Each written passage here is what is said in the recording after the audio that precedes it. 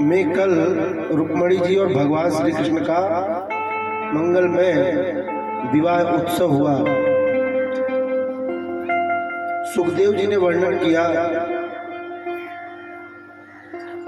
कि परीक्षित भगवान श्री कृष्ण का माता रुक्मणी के अलावा भी और भी विवाह हुए थे। देखो, सबसे पहले तो ये जान लो विवाह कितने प्रकार के होते हैं। महाभारत में 8 प्रकार के विवाह बताए गए, परंतु शास्त्रों में 4 प्रकार के विवाहों का वर्णन है।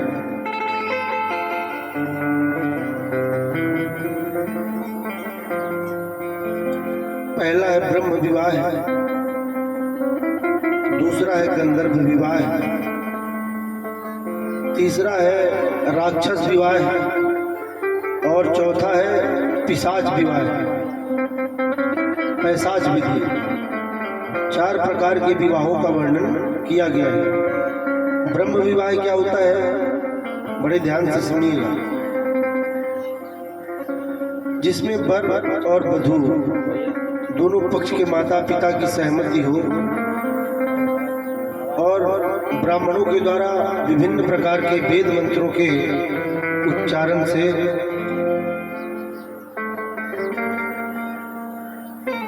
विधि विधान पूर्वक जो विवाह होता है उसको कहते हैं ब्रह्म विवाह।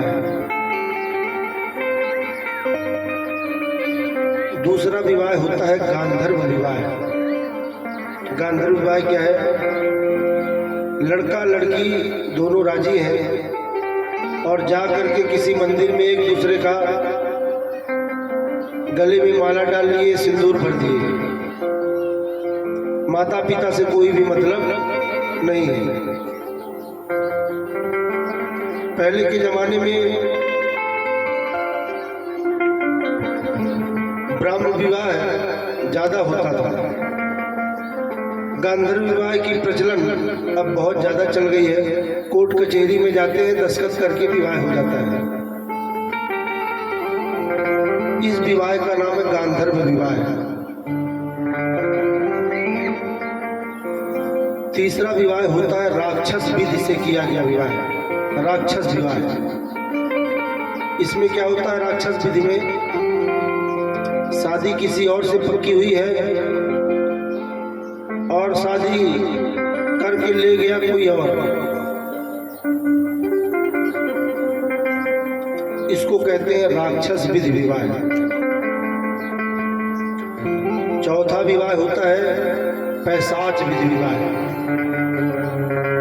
इसमें लड़की की यदि इच्छा है भी नहीं तो जबरदस्ती कोई भी व्यक्ति आता है और उठा करके ले जाता है, जबरदस्ती विवाह कर लेता है। इसको कहते हैं पैशाच विधि विवाह। अब जिसका जिस विधि से हुआ हो वो इन 4 में से अपना देख लेगा। बोलो राधे राधे।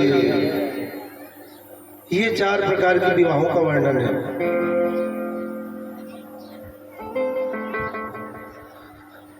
भगवान श्री कृष्ण का विवाह जो हुआ था वो भी राक्षस विधि विवाह था, क्योंकि शिशुपाल दूल्हा बन के आया था और कन्हैया उठा करके मैया रुक्मणी को लेकर के और विवाह कर लिए थे। शिशुपाल बेचारा दूल्हा बन करके आया और रोने लगा कि अरे राम राम, हमने कल आपको सुनाया था ना जब जरासंध ने समझाया था कि तू एक बार दुल्हन भाग गई तो इतना रो रहा है।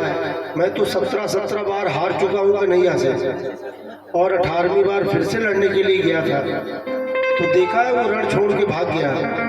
तब शिशुपाल को लगा रे राम राम, यहाँ तो हमसे भी बड़े बेशरम पड़े हुए।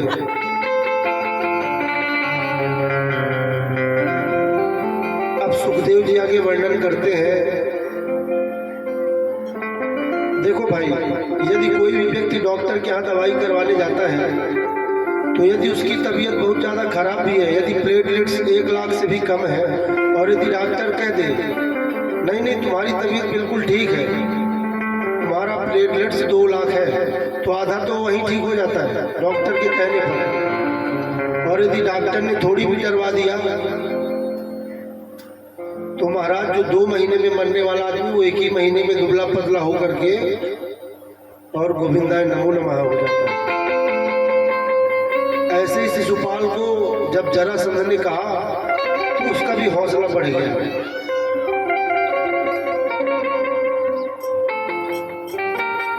अब आप आध्यात्मिक दृष्टि से देखिए,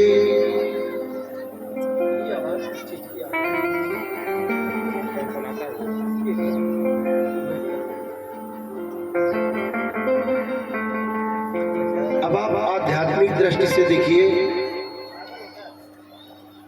तो भगवान लक्ष्मी जी को आकर के और नारायण हर करके ले गए। इसका मतलब क्या है? इसका मतलब ये है कि लक्ष्मी जी है नारायण की, और यदि लक्ष्मी जी को जबरदस्ती कोई हड़प करके बैठेगा तो एक दिन नारायण आएंगे और अपनी लक्ष्मी जी को लेकर के चले जाएंगे, क्योंकि लक्ष्मी जी के पति का नाम है नारायण। बहुत सारे लोग ऐसे होते हैं जो लक्ष्मी पति बन के बैठे हैं। लक्ष्मी पति,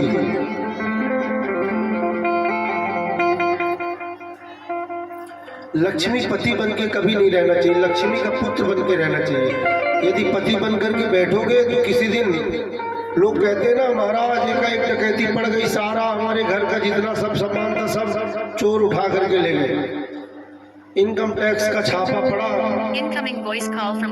और जितना घर पे था सब चला गया। भाई लक्ष्मी जी के पति बन करके नहीं रहो।